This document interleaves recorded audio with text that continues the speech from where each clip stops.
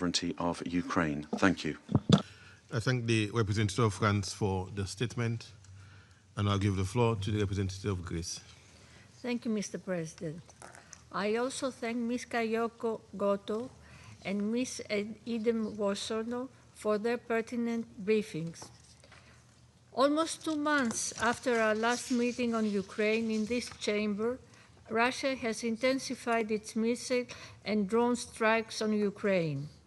Latest reports indicate direct targeting of residential buildings and other civilian infrastructure across the country, while Ukraine's energy capabilities, with possible severe repercussions on nuclear safety, are being systematically destroyed.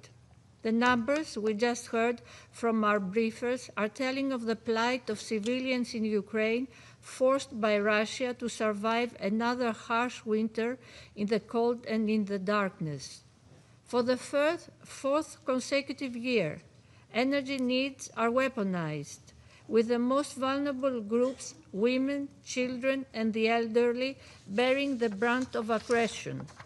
More than 3,000 children have been killed or injured in the course of this war. And today, on World Children's Day, we can't help but think of all the children whose lives and dreams were cut short. We also firmly support international efforts to ensure the safe return to Ukraine of all Ukrainian children unlawfully deported and transferred to Russia and Belarus. Once more, Greece reiterates its resolute condemnation of the massive civilian harm caused by such strikes as a blatant violation of international humanitarian law.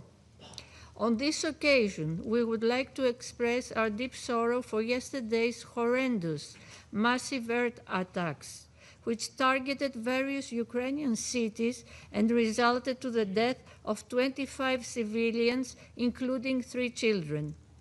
We also condemn all attacks against diplomatic missions in violation of the Vienna Convention, and we echo the Secretary General in recalling the principle of the inviolability of diplomatic premises.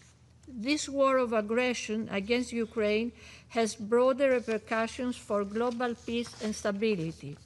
The spillover effect of violence has affected Poland and other neighboring countries and risks to spiral out of control.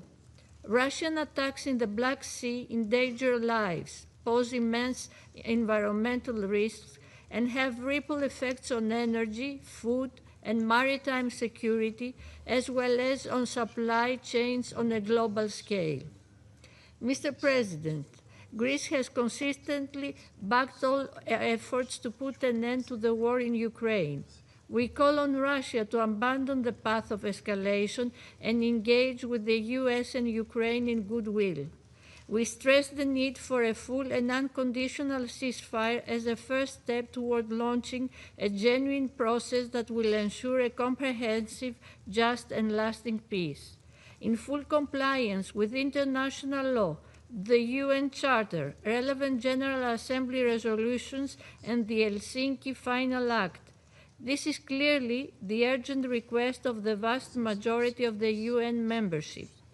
Greece reaffirms its firm and unwavering support for Ukraine's independence, sovereignty, and territorial integrity within internationally recognized borders, a principled stance rooted in respect for international law, the UN Charter, and consistent with the belief that the use of force cannot be tolerated.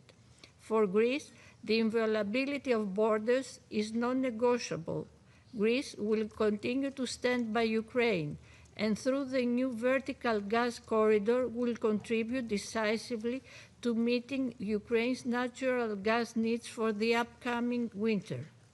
Mr. President, it is also clear that no peace decisions for Ukraine can be taken without Ukraine.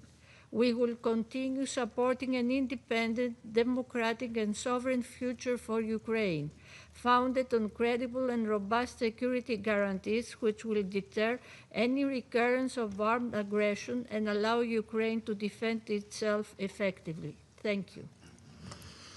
I thank the representative of Greece for her statement. I now give the floor to the representative